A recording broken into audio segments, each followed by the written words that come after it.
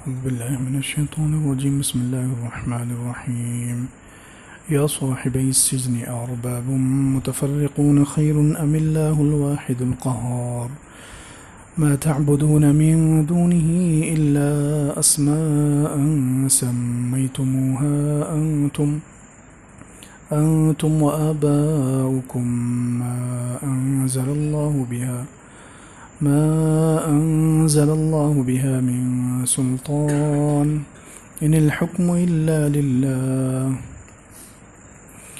أمر ألا تعبدوا إلا إياه ذلك الدين القيم ولكن أكثر الناس لا يعلمون.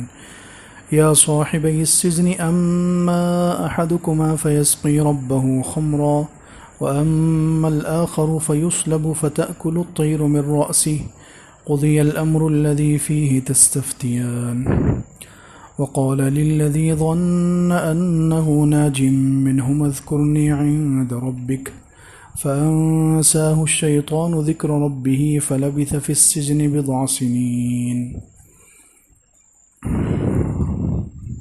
آج کا درس سورہ یوسف کی آیت نمبر 39 سے شروع ہو رہا ہے. واقعہ چل رہا ہے حضرت یوسف علیہ السلام کے جیل میں جانے کے بعد کا. حضرت یوسف علیہ السلام جیل میں گئے اور وہاں دو نوجوان بھی اللہ تعالیٰ کی قضاء اور قدر سے پہنچ گئے اور ان دونوں نوجوانوں کو خواب آیا. انہوں نے خواب کی تعبیر پوچھی حضرت یوسف علیہ السلام سے. حضرت یوسف علیہ السلام نے پہلے ان کے سامنے اللہ تعالیٰ کی توحید بیان کی، پہلے دعوت دی، اللہ کی طرف بلایا. تو اس میں ارشاد فرمایا یا صاحب السجن، اے میرے جیل کے ساتھیوں. اب دیکھیے حضرت یوسف علیہ السلام کے مخاطب کرنے کا انداز.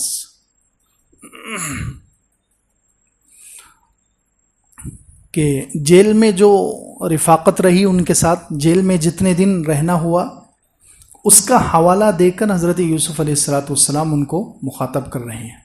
یا صاحبی السجن، اے میرے جیل کے ساتھیوں.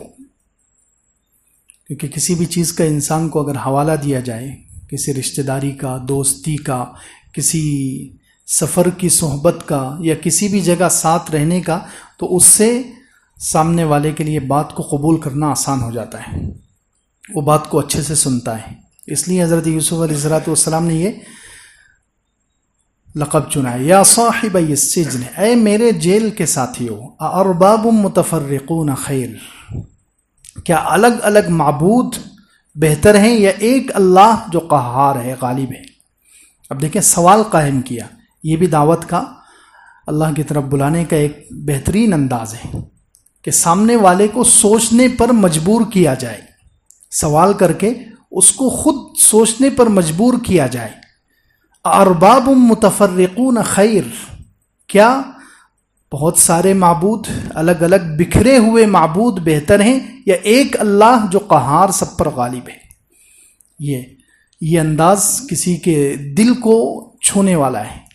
کسی کافر سے، کسی مشرک سے اگر اس طریقے سے سوال کر کے بات کی جائے تو وہ اپنی عقل کو استعمال کرنے پر مجبور ہو جاتا ہے، اور جو اپنی عقل کا صحیح استعمال کر لے تو امید ہے وہ اللہ تک پہنچ جاتا ہے. اسی لیے قرآن میں اللہ رب العزت نے مشرکین کو کئی مرتبہ سوال کیا ہے. قل لمن الارض ومن فیہا ان کنتم تعلمون. حضور صلی اللہ علیہ وسلم سے سوال کروایا، آپ ان سے پوچھئے کہ زمین کس کی ہے، زمین کا مالک کون ہے؟ سیقولون للہ، پھر جواب بھی خود ہی دیا، وہ کہیں گے اللہ کی ہے. قل من یرزقکم من السماء والارض، آپ ان سے پوچھئے، آپ ان سے کہیے کون تمہیں رزق دیتا ہے آسمانوں سے، اور کون تمہارے کان کا، آنکھوں کا. امن یملک السمع والابصار، آنکھوں کا مالک کون ہے، کان کا مالک کون ہے؟ کان تمہیں کس نے دیے ہیں، آنکھ کس نے دی ہے؟ وَمَن يُخْرِجُ الْحَيَّ مِنَ الْمَيِّتِ، کون زندے کو مردے سے، مردے کو زندے سے نکالتا ہے؟ فَسَيَقُولُونَ اللَّهُ، تو وہ کہنے پر مجبور ہو جائیں گے کہ اللہ ہے. فقل افلا تتقون، یہ ایک انداز ہے دعوت کا. حضرت یوسف علیہ السلام نے بھی یہی انداز اختیار کیا تاکہ وہ غور کرنے پر مجبور ہو جائیں، اپنے خالق اور مالک کو پہچاننے کے لیے اپنی عقل کو استعمال کریں اور اللہ تک پہنچ جائیں. اس لیے ارباب متفرقون خیر، کیا الگ الگ معبود بہتر ہے؟ مشرکین کے پاس الگ الگ خدا ہوتے ہیں، الگ الگ معبود ہوتے ہیں، ہر چیز کے لیے الگ، نفع کے لیے الگ تو نقصان کے لیے الگ، رزق کے لیے الگ، اولاد کے لیے الگ. جو مشرک ہوتے ہیں وہ الگ الگ ہر چیز کے لیے الگ الگ خدا، الگ الگ معبود، الگ الگ الہ بنا لیتے ہیں. ہر چیز کے لیے الگ معبود سمجھتے ہیں وہ، کہ یہ چیز کی ضرورت ہے تو اس کے پاس جانا پڑے گا، رزق کی ضرورت ہے تو اس سے، اس مورتی سے، اس دیوی سے، اس دیوتا سے مانگنا پڑے گا، اولاد کی ضرورت ہے تو فلاں کے پاس جانا پڑے گا، نفع کی ضرورت ہے تو فلاں کے پاس جانا پڑے گا، مشکلات سے نکلنا ہے تو فلاں کے پاس جانا پڑے گا. یہ ان کے الگ الگ معبود ہیں. تو حضرت یوسف علیہ السلام نے کتنے پیارے انداز سے کہا، یہ الگ الگ جگہ جانا اور اتنا وقت ضائع کرنا یہ بہتر ہے یا ایک ہی کے پاس جاؤ اور سب لے لو؟ انسان کی جو فطرت ہے، حضرت یوسف علیہ السلام نے اس فطرت کو ہٹ کیا ہے، اس فطرت کو مخاطب کیا. انسان کی فطرت میں توحید ہے، انسان کی فطرت میں ایک پن، توحید انسان کی فطرت میں اللہ نے رکھی ہے. امام ابو بکر جساس رازی رحمۃ اللہ علیہ نے اپنی تفسیر احکام القرآن میں لکھا ہے کہ انسان کی فطرت میں اللہ تعالیٰ نے توحید رکھی ہے، اسی لیے وہ انسان ہر جگہ ایک چیز، ایک جگہ رہنا، ایسی جگہ ہو جہاں ایک ہی جگہ بہت سارے کام ہوتے ہوں، انسان ایسی جگہ کو پسند کرتا ہے. ہر کام کے لیے الگ الگ جانا پڑے، جیسے ہمیں آدھار کارڈ کے لیے الگ، اس کے لیے الگ، پاسپورٹ کے لیے الگ، الگ الگ آفس ہوتے ہیں. اس سے انسان کا ذہن چڑچڑا ہو جاتا ہے. انسان جو ہے اس کو پسند نہیں کرتا الگ الگ جگہ جانا، الگ الگ جگہ جانا. انسان سوچتا ہے ایک ہی چھت کے نیچے سارے کام ہو جائیں. اسی لیے آج کل شاپنگ مالز جو ہے مقبول کیوں ہو رہے ہیں، لوگ اس کی طرف زیادہ کیوں جا رہے ہیں خریداری کے لیے، کہ ایک چھت کے نیچے سب چیزیں مل جاتی ہیں. یہ انسان کا فطری مزاج ہے کہ وہ ایک جگہ، اور دنیاوی بول چال میں بھی ہم بہت استعمال کرتے ہیں، سامان بکھرا ہوا ہو ایک جگہ کر دو. بکھرا ہوا سامان انسان کو پسند نہیں آتا، اس سے انسان کو چڑ ہوتی ہے، نفرت ہوتی ہے. وہ کہتا ہے ایک جگہ کر دو. تو انسان کی فطرت میں اللہ تعالیٰ نے توحید رکھی ہے، ایک پن، ایک اللہ کو ماننا. الگ الگ جگہ جا کر سر جھکانا یہ انسان کی فطرت کے خلاف ہے. یہ الگ بات ہے کہ انسان بچپن سے اگر غلط صحبت میں پڑ جائے، کافروں کے گھر میں پیدا ہو جائے، ماں باپ اس کو پھر الگ الگ جگہ لے جا کر اس کی فطرت کو مسخ کر دیتے ہیں، اس کی فطرت کو بدل دیتے ہیں. انسان جب الگ الگ جگہ جانے کا عادی ہو جاتا ہے، الگ الگ مورتیوں کے پاس، الگ الگ دیوتاؤں کے پاس، الگ الگ معبودوں کے سامنے سر جھکا کر اس کی فطرت پھر مسخ ہو جاتی ہے. فطرت جو فطری مزاج اللہ تعالیٰ کی طرف سے ملا ہوا ہے وہ ختم ہو جاتا ہے. پھر اس کو سمجھ میں نہیں آتا کہ میرے اندر توحید کا مزاج ہے. خیر، توحید سب سے اہم چیز ہے اسلام میں. توحید سب سے بنیادی اور سب سے اہم سبق ہے. توحید نہ ہو تو پھر کچھ بھی نہیں. توحید 24 گھنٹے اسی لیے انسان کے ساتھ رہنا ضروری ہے. اسلام کی جو ویسے 77 شاخیں ہیں، حدیث میں فرمایا گیا الایمان بضع و 70 شعبہ. اللہ کے رسول صلی اللہ علیہ وسلم نے ارشاد فرمایا کہ ایمان کی 70 سے زیادہ شاخیں ہیں، 70 سے زیادہ اعمال ہیں. انسان ان 70 سے زیادہ اعمال کو ہر وقت انجام نہیں دے سکتا، ہر وقت ان 70 سے زیادہ جو اعمال ہیں ان کے ساتھ نہیں رہ سکتا، لیکن توحید کو ہمیشہ اپنے ساتھ رکھ سکتا ہے. توحید یہ ساری عبادتوں کی، سارے اعمال کی اور اللہ کی طرف سے سارے انعامات ملنے کی چابی ہے. جیسے انسان کے پاس دکان میں بہت ساری چیزیں ہوتی ہیں، تو پوری دکان کو تو انسان ہمیشہ ساتھ میں لے کر نہیں چل سکتا، پوری دکان کو تو ساتھ میں لے کر نہیں چل سکتا، ہمیشہ ساتھ نہیں رکھ سکتا پوری دکان کو، پوری دکان سے ہمیشہ فائدہ نہیں اٹھا سکتا.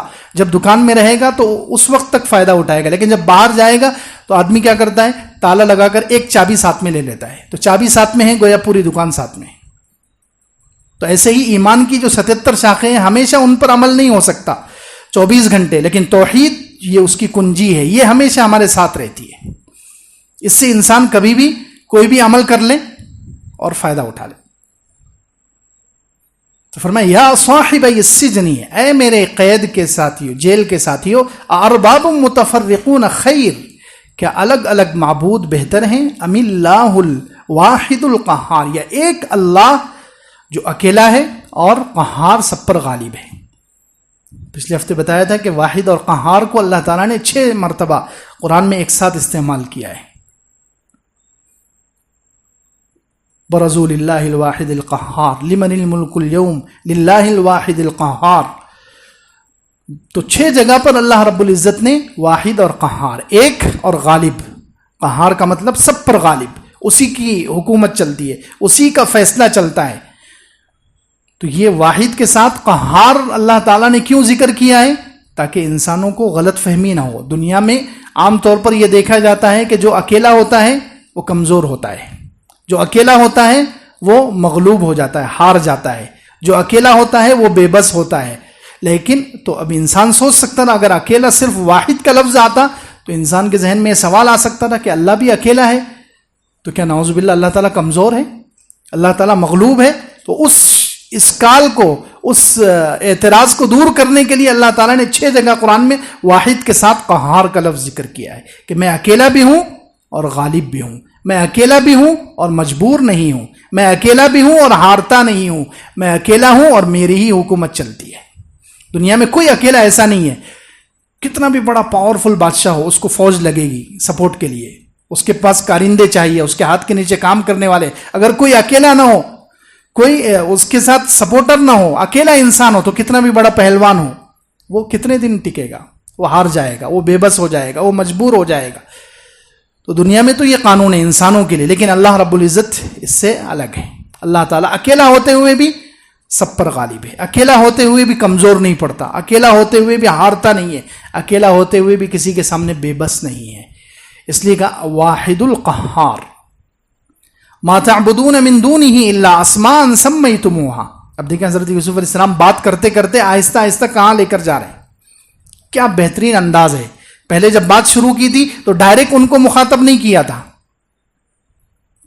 پچھلے ہفتے گزرا انی ترکت ملت قوم لا یؤمنون. جب بات شروع کی تھی توحید کی تو اس وقت کیا کہا تھا کہ میں نے اس قوم کی ملت کو چھوڑ دیا ہے، اس قوم کے مذہب کو چھوڑ دیا ہے جو اللہ پر ایمان نہیں رکھتے اور آخرت کو نہیں مانتے. ڈائریکٹ ان سے نہیں کہا تھا کیونکہ اس وقت ان سے بات شروع ہو رہی تھی.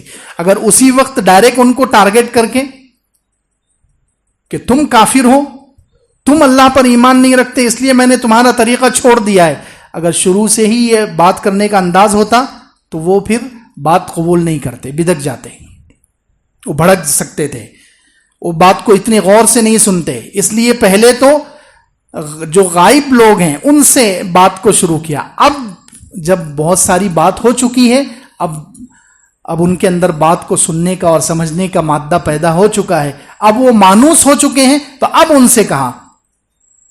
اگر اب بھی نہ کہتے تو پھر وہ لوگ تو یہ سمجھتے کہ ساری بات دوسروں کے لیے ہو رہی ہے، جیسے عام طور پر ہوتا ہے ہمارے مجموع میں. ہم بات کرتے ہیں، کسی کی کوئی غلطی بتاتے ہیں تو لوگ سمجھتے ہیں کہ ہم مسجد میں بیٹھے ہوئے ہیں، ہم تو درس میں ہیں، ہم تو دینی مجلس میں ہیں، ہم تو پاک صاف ہیں، ہمارے لیے بات نہیں ہو رہی، جو باہر کے لوگ ہیں ان کے لیے بات ہو رہی. یہ سمجھ کر آدمی عمل نہیں کرتا، یہ سمجھ کر آدمی ایک کان سے نکال کر دوسرے کان سے چھوڑ دیتا ہے. تو اس لیے اب ڈائریکٹ ان کو مخاطب کیا. ما تعبدون من دونہ، تم جن کی عبادت کرتے ہو اللہ کو چھوڑ کر، وہ الا اسمان، نہیں عبادت کرتے تم اللہ کو چھوڑ کر مگر چند ناموں کی. سمیتموها انتم، یہ نام بنا لیے ہیں تم نے اور تمہارے باپ دادا نے. ما انزل اللہ بها من سلطان، اللہ نے اس پر کوئی دلیل نہیں نازل کی. یعنی تم نے جو معبود بنا دیے ہیں، فلاں معبود اس کام کے لیے، روزی کے لیے، فلاں اولاد کے لیے، فلاں مشکل سے نکالنے کے لیے، فلاں معبود اس کام کے لیے، یہ جو تمہارے جو معبود ہیں یہ صرف نام کے ہیں. یعنی نام ہے ان کے، لیبل ہے صرف کہ وہ روزی دیتا ہے، وہ مشکل سے نکالتا ہے، وہ اولاد دیتا ہے، وہ نفع دیتا ہے، وہ نقصان دیتا ہے. یہ صرف لیبل ہے ان کے نام پر، حقیقت کچھ بھی نہیں ہے. یہ تمہارے جتنے معبود ہیں یہ صرف نام کے ہیں، حقیقت کچھ بھی نہیں ہے. تمہارے پاس جتنے معبود ہیں وہ سب بے جان ہیں، بے حقیقت ہے، کوئی حقیقت نہیں، صرف نام ہے ان کے پاس، کام کچھ بھی نہیں ہے۔ کام کون کرتا ہے؟ ان الحکم الا للہ، حکم تو صرف اللہ کا چلتا ہے، حکم تو صرف اللہ کا چلتا ہے۔ یہ تمہارے جو معبود ہیں کہ روزی دینے والا یہ، فلاں کام کرنے والا یہ، فلاں کام، یہ سب نام کے ہیں، اصل یہ سارے کام اور ان سارے کاموں کے لیے اصل حکم کس کا چلتا ہے؟ اللہ کا۔ روزی کے لیے اللہ کا حکم چلتا ہے، عزت کے لیے اللہ کا حکم چلتا ہے، ذلت کے لیے اللہ کا حکم چلتا ہے، کامیابی کے لیے اللہ کا حکم چلتا ہے۔ تو اصل ہر کام کے لیے زمین پر جتنے کام انجام پاتے ہیں، آسمان سے لے کر زمین تک، سارے کاموں کے لیے حکم اللہ کا چلتا ہے، تمہارے معبودوں کا نہیں چلتا۔ تمہارے معبود جو چاہیں وہ نہیں کر سکتے، کچھ بھی نہیں کر سکتے، وہ صرف نام کے ہیں۔ ان الحکم الا للہ، حکم تو صرف اللہ کا چلتا ہے۔ امر اللہ تعبدوا الا ایاہ، اس نے حکم دیا ہے کہ عبادت اسی کی جائے، تم عبادت اسی کی کرو۔ ذالک الدین القیم، یہ سیدھا دین ہے۔ لیکن حضرت نے یہاں پر حضرت یوسف علیہ السلام نے اتنی بہترین توحید پیش کی ہے، علماء کہتے ہیں توحید کی جو 3 قسمیں، تینوں قسموں کو حضرت نے اس میں بیان کر دیا ہے۔ توحید کی 3 قسمیں عموماً بیان کی جاتی ہیں: توحید الوہیت، توحید ربوبیت، توحید اسماء و صفات۔ توحید الوہیت یعنی معبود ایک ہے، عبادت کے قابل ذات صرف ایک ہے، تو عبادت میں توحید الوہیت۔ ربوبیت، پالنے والا، ضرورتوں کا پورا کرنے والا، ہر چیز دینے والا صرف اللہ، یہ ربوبیت میں توحید۔ اور تیسرے اسماء و صفات، اللہ تعالیٰ کے کچھ نام ہیں جو صرف اللہ کے ساتھ خاص ہیں، وہ کسی اور پر فٹ نہیں کیے جا سکتے، تو اس میں اللہ کو ایک ماننا۔ یہ توحید کی 3 قسمیں ہیں: توحید الوہیت، توحید ربوبیت یعنی معبود ایک ماننا، رب ایک ماننا، پالنہار، روزی روٹی دینے والا، دنیا کا نظام چلانے والا، ہر انسان کی ہر ضرورت پوری کرنے والا، یہ ہے ربوبیت میں ایک کو ماننا، توحید ربوبیت۔ اور تیسرے توحید اسماء و صفات، کچھ نام ایسے ہیں جن میں اللہ اکیلا ہے، وہ نام اللہ کے علاوہ کسی اور کو نہیں دیے جا سکتے، یہ توحید۔ تینوں توحید حضرت نے یہاں پر بیان کر دی ہے۔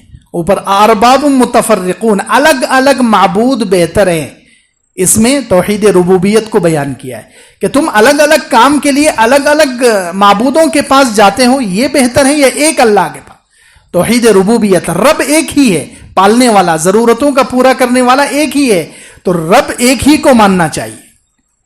توحید ربوبیت کو وہاں بیان کیا۔ پھر اس لفظ میں امر اللہ تعبدوا الا ایہ، اس نے حکم دیا ہے کہ عبادت صرف اسی کی کرو، تو یہاں توحید الوہیت، معبود ایک ہی ہے، عبادت کے جتنے کام ہیں وہ صرف ایک کے لیے ہوں گے، عبادت کے جتنے کام ہیں وہ صرف اللہ کے لیے کیے جائیں گے، اللہ کے علاوہ کسی اور کے لیے عبادت کے کام کرنا یہ شرک ہے۔ توحید الوہیت، جیسے سجدہ عبادت ہے تو سجدہ صرف اللہ کو کیا جائے گا، طواف عبادت ہے تو طواف صرف اللہ کے گھر کا کیا جائے گا، جانور ذبح کرنا یہ عبادت ہے تو صرف اللہ کے نام پر ذبح کیا جائے گا، کسی اور کے نام پر ذبح نہیں کیا جائے گا۔ تو یہ عبادت کے جتنے کام ہیں وہ صرف ایک اللہ کے لیے کیے جائیں گے، اس کو کہتے ہیں توحید الوہیت۔ معبود ایک ہی ہے تو عبادت کے جتنے کام ہیں وہ صرف ایک اللہ کے لیے کیے جائیں گے، عبادت کا کام کسی اور کے لیے کیا گیا تو یہ شرک ہو جائے گا۔ تو توحید الوہیت کو بھی بیان کیا، ربوبیت کو بھی بیان کیا، اور اسماء و صفات، نام واحد اکیلا اللہ، یہ تو اللہ کا ذاتی نام ہے، کسی اور کے لیے استعمال ہو ہی نہیں سکتا۔ واحد، قہار، یہ اسماء اور صفات اللہ تعالیٰ کی ایسی صفتیں اور ایسے نام ہیں جو اللہ کے علاوہ کسی اور پر صادق نہیں آتے، کسی اور پر فٹ نہیں بیٹھتے، کسی اور کے لیے یہ استعمال کرنا جائز نہیں ہے۔ قرآن میں کئی جگہ واحد بھی اللہ کے لیے استعمال ہوا، قہار وہو القاہر فوق عبادہ، وہ اپنے بندوں پر غالب ہے۔ کئی جگہ اللہ تعالیٰ نے لفظ قہار، یہ صفت اللہ تعالیٰ نے اپنے لیے استعمال کی ہے۔ تو فرمایا امر اللہ تعبدوا الا ایہ، اللہ نے حکم دیا ہے کہ عبادت تم صرف اسی کی کرو۔ ذالک الدین القیم، یہ سیدھا دین، سیدھا راستہ ہے۔ یہ حضرت آدم علیہ السلام سے لے کر حضور پاک صلی اللہ علیہ وسلم تک توحید سب کی سیم ہے، ایک جیسی ہے، یہ توحید میں کوئی فرق نہیں ہے۔ یہ دین قیم، یعنی یہ جو توحید بیان کی گئی ہے تینوں قسم کی، یہ توحید ہر نبی کے زمانے میں ایک جیسی رہی ہے، اس میں کوئی فرق نہیں آیا۔ وَلَكِنَّ أَكْثَرَ النَّاسِ لَا يَعْلَمُونَ، لیکن اکثر لوگ نہیں جانتے۔ یا صاحبی السجن اما احدکما فیسقی ربہ خبرا، اب دیکھیے، اب تعبیر بتلائیے۔ پہلے اپنا پیغام پہنچا دیا، اللہ کی توحید ان کو سنا دی، دعوت ان کو دے دی، اب ان کی ضرورت پوری کر رہے ہیں۔ یا صاحبی السجن، اے میرے جیل کے ساتھیوں، اما احدکما، تم میں سے ایک تو فیسقی ربہ خمرا، وہ اپنے آقا کو شراب پلائے گا۔ جس نے خواب دیکھا تھا کہ میں شراب نچوڑ رہا ہوں، لیکن حضرت یوسف علیہ السلام نے متعین کر کے نہیں کہا، حضرت یوسف علیہ السلام نے متعین کر کے نہیں کہا کہ تم یہ کرو گے اور تم یہ کرو گے، نہیں، تاکہ دوسرے کا، کیونکہ خواب تھوڑا خطرناک ہے، اس لیے اس کو صدمہ نہ ہو بیچارے کو، اس لیے مبہم بات کی۔ تم میں سے ایک اپنے آقا کو فیسقی ربہ خمرا، اپنے آقا کو شراب پلائے گا، یعنی وہ اس کی ڈیوٹی دوبارہ وہی ہو جائے گی، جو جس ڈیوٹی پر وہ پہلے تھا شراب پلانے پر بادشاہ کو، اسی پر اسے دوبارہ بحال کر دیا جائے گا۔ وَأَمَّا الْآخَرُ، اور دوسرا فَيُسْلَبُ، اس کو سولی دے دی جائے گی۔ فَتَأْكُلُ الطَّيْرُ مِنْ رَأْسِهِ، پرندے اس کے سر میں سے کھائیں گے۔ اس نے خواب دیکھا تھا کہ میرے سر پر روٹی ہے اور پرندے کھا رہے ہیں، تو اس کی تعبیر یہ ہے فَيُسْلَبُ، اس کو سولی دے دی جائے گی، اور عبرت کے لیے اس کو ویسے ہی لٹکے رہنے دے گا بادشاہ، کیونکہ بادشاہ کے خلاف اس نے سازش کی تھی، بادشاہ کو زہر دینے کی کوشش کی تھی، تو بادشاہ اس کو سولی دے گا، اور سولی دے کر پھر دفن نہیں کرے گا، اس کو وہیں عبرت کے لیے چند دن لٹکے رہنے دے گا، جس کی وجہ سے پرندے آ کر اس کے نوچ نوچ کر کھائیں گے اس کو۔ لیکن حضرت یوسف علیہ السلام، انبیاء علیہ السلام تو بہت زیادہ شفیق مہربان ہوتے ہیں، اس لیے اس کو ابھی سے صدمہ شروع ہو جائے گا، ابھی سے اس کو ٹینشن شروع ہو جائے گی، اس لیے حضرت نے متعین کر کے نہیں کہا کہ تمہارے خواب کی یہ تعبیر، تمہارے خواب کی یہ تعبیر۔ وَأَمَّا الْآخَرُ، بہرحال دوسرا، فَيُسْلَبُ، اسے سولی دی جائے گی، فَتَأْكُلُ الطَّيْرُ مِنْ رَأْسِهِ، پرندے اس کے سر میں سے کھائیں گے۔ قُضِيَ الْأَمْرُ الَّذِي فِيهِ تَسْتَفْتِيَانِ، یہ معاملے کا فیصلہ کیا جا چکا ہے جس بارے میں تم مجھ سے پوچھتے تھے، جو تم دونوں نے خواب بیان کیا ہے، تو وہ خواب اب ایسا ہی پورا ہو کر رہے گا۔ اس کی جو تعبیر دے دی گئی ہے، اسی لیے حدیث میں ہے کہ خواب کی تعبیر وہ ایک پرندے کے پر ہوتی ہے، جیسے ہی تعبیر دینے والے نے تعبیر دی، وہ تعبیر واقع ہو جائے گی، وہ تعبیر واقع ہو جاتی ہے۔ اس لیے کہ قضی الامر الذی، اس معاملے کا فیصلہ ہو چکا ہے جس بارے میں تم پوچھ رہے تھے۔ وقال للذي ظن انه ناج منهم اذكرني عند ربك فانساه الشيطان ذكر ربه فلبث في السجن بضع سنين، اب ان دونوں میں سے ایک جو تھا، جو بچنے والا تھا، جو دوبارہ بادشاہ کو جا کر شراب پلانے والا تھا، اس کو حضرت نے اکیلے میں کہا، یہ مفسرین کہتے ہیں کہ اس کو اکیلے میں کہا۔ وقال للذی، اس شخص سے کہا جس کے بارے میں یقین تھا، ظن انه ناج منهما، کہ وہ ان دونوں میں سے نجات پانے والا ہے، ان دونوں میں سے جو بچ جانے والا ہے، اس سے حضرت یوسف علیہ السلام نے کہا اذکرنی عند ربک، کبھی اپنے بادشاہ کے سامنے میرا تذکرہ کر دینا۔ تو یہاں سے چھوٹ کر جائے گا، جب یہاں سے نکل کر جائے گا جیل میں سے، تو اب عام طور پر جو شراب پلانے والا ہوتا ہے وہ اکیلے میں شراب پلاتا ہے، جب مجلس وغیرہ لوگ نہیں ہوتے تو اکیلے میں کبھی میرا بھی نام لے لینا کہ ایک بہت نیک متقی پرہیزگار آدمی ہے، وہ بلا وجہ جیل میں پڑا ہوا ہے، آپ اس کو نکالیے، میری سفارش کرنا۔ یہ حضرت یوسف علیہ السلام نے اس سے کہا اذکرنی عند ربک، اپنے آقا کے پاس۔ دیکھو رب کا لفظ حضرت یوسف علیہ السلام نے آقا کے، بادشاہ کے لیے استعمال کیا ہے، رب کا لفظ بادشاہ کے لیے استعمال کیا ہے، اس کا مطلب اس شریعت میں رب کا لفظ کسی انسان کے لیے استعمال کرنا جائز تھا، ہماری شریعت میں جائز نہیں ہے۔ تو اس لیے حضرت نے کہا اذکرنی عند ربک، اپنے آقا کے پاس، اپنے بادشاہ کے پاس میرا تذکرہ کرنا۔ فانساہ الشیطان ذکر ربی، شیطان نے اس کو آقا کے سامنے تذکرہ کرنا بھلا دیا۔ فلبث فی السجن بضع سنین، پس حضرت یوسف علیہ السلام جیل میں قید رہے کئی سال۔ اب دیکھیں یہاں پر مفسرین میں اختلاف ہے، شیطان نے کس کو بھلایا؟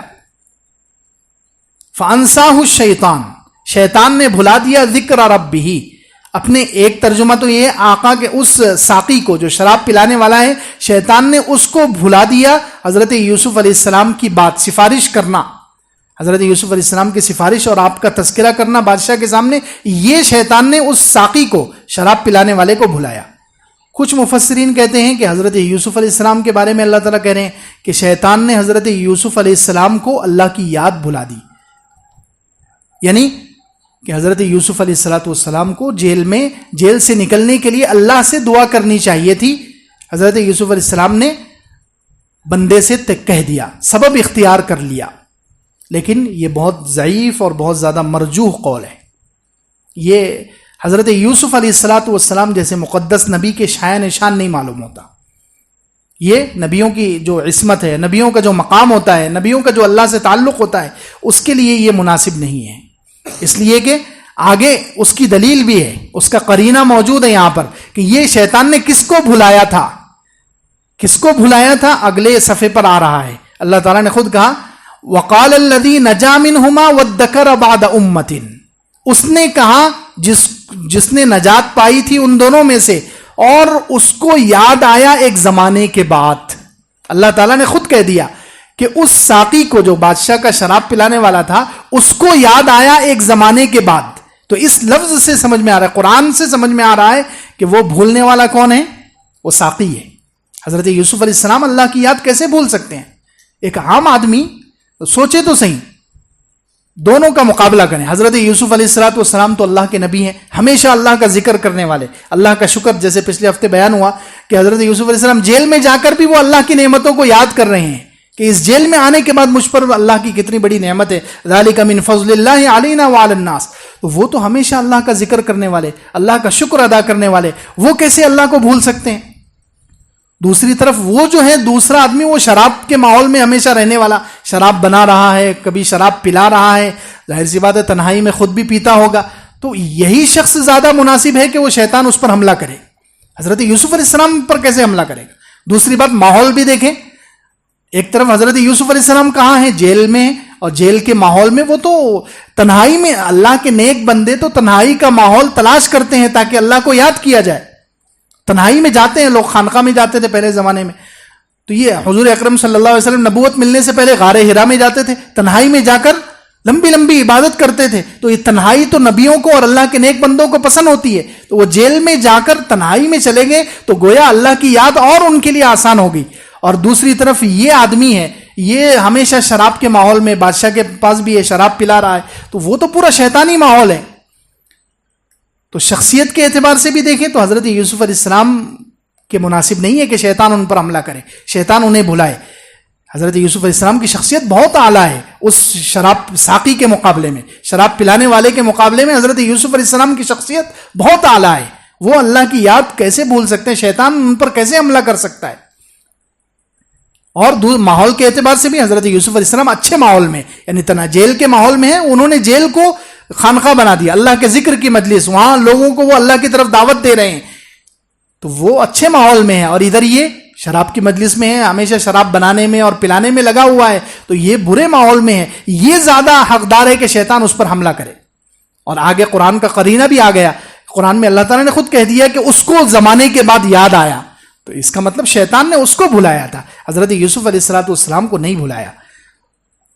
تو فرمایا وَقَالَ لِلَّذِي ظَنَّ، حضرت یوسف علیہ السلام نے اس سے کہا جس کے بارے میں یقین تھا کہ یہ نجات پائے گا ان دونوں میں سے، اذکرنی عند ربک، اپنے آقا کے پاس میرا تذکرہ کرنا۔ اور یہ اسباب اختیار کرنا، سارے انبیاء علیہ السلام اسباب اختیار کرتے ہیں، یہ جائز ہے، اسباب اختیار کرنا مستحب ہے۔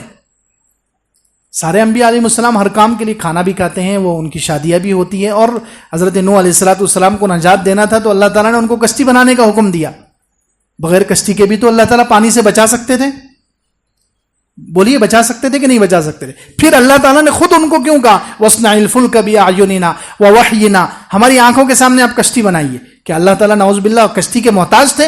حضرت نوح علیہ السلام کو بغیر کشتی کے نہیں بچا سکتے تھے؟ پھر اللہ تعالیٰ نے سبب اختیار کرنے کا ان کو خود حکم دیا ہے۔ کتنے انبیاء علیہ السلام کے واقع ہیں. حضور اقدس صلی اللہ علیہ وسلم بھی ہمیشہ اسباب اختیار کرتے تھے. تو حضرت یوسف علیہ السلام نے یہاں سبب اختیار کیا تو یہ آپ کے توکل کے خلاف نہیں ہے، نبوت کی شان کے خلاف نہیں ہے، آپ کے عصمت اور آپ کے مقام کے خلاف نہیں ہے. توکل اللہ پر بھروسے کا مطلب یہ نہیں ہے کہ انسان تعطل اختیار کرے، اسباب کو بالکل چھوڑ دے. نہیں، اسباب اختیار کرے اور بھروسہ اللہ پر رکھے. یہی تو ایمان والے میں اور کافر میں فرق ہے. کافر اسباب اختیار کرتا ہے اور اسی کو سب کچھ سمجھتا ہے. کافر اسباب اختیار کرتا ہے، بھروسہ بھی اسی پر کرتا ہے، اسباب کو ہی سب کچھ سمجھتا ہے. مومن اسباب اختیار کرتا ہے اور یقین اللہ پر رکھتا ہے. اسباب سارے اختیار کرے گا، نظر اللہ پر رکھے گا، بھروسہ اللہ پر رکھے گا. یہ تو فرق ہے ایمان والے میں اور کافر میں. تو حضرت یوسف علیہ السلام نے سبب اختیار کر کے کوئی غلط کام نہیں، کوئی گناہ نہیں کیا ہے. قرآن میں بہت سارے نبیوں کے واقعات ہیں جنہوں نے اسباب اختیار کیے ہیں. دنیا دار الاسباب ہے، اللہ تعالیٰ کی سنت ہے، طریقہ ہے اللہ تعالیٰ کا کہ دنیا کے سارے کام اللہ تعالیٰ اسباب سے ہی چلایا کرتے ہیں. تو فرمایا اذکرنی عند ربک، اپنے آقا کے سامنے میرا تذکرہ کرنا. فانساہ الشیطان ذکر ربی، شیطان نے اس ساقی کو اپنے آقا کے سامنے حضرت یوسف علیہ السلام کی سفارش کرنا بھلا دیا. فلبث فی السجن بضع سنین، پس وہ جیل میں ٹھہرے رہے کئی سال. بضع کہتے ہیں عربی میں 3 سے لے کر 9 سال تک، 5 سال 7 سال یا 9 سال، اتنے روایتیں ہیں کہ حضرت یوسف علیہ السلام اتنے سال جیل میں رہے. وہ تو اللہ تعالیٰ کی طرف سے مقدر، جب تک وقت نہیں آتا کوئی کام نہیں ہوتا. اللہ تعالیٰ کی طرف سے ہر چیز کا وقت متعین ہے. تو یہ بھی ہو سکتا ہے یہ کہ اللہ تعالیٰ شیطان نے جو اس پر حملہ کیا اور اس کو بھلایا، یہ اسی وجہ سے ہوا ہوگا کہ حضرت یوسف علیہ السلام کے جیل سے نکلنے کا جو وقت ہے اللہ تعالیٰ کے اعتبار سے وہ ابھی آیا نہیں تھا، اس لیے شیطان نے اس پر حملہ کر کے اس کو بھلا دیا. اور جیسے ہی اب وقت آیا جیل سے نکلنے کا، اللہ تعالیٰ نے خود سبب پیدا کر دیا. بادشاہ کو اللہ تعالیٰ نے خواب دکھا دیا اور اس خواب کے لیے وہی شخص جو بھول گیا تھا اب تعبیر پوچھنے کے لیے آئے گا انشاءاللہ آئندہ ہفتے.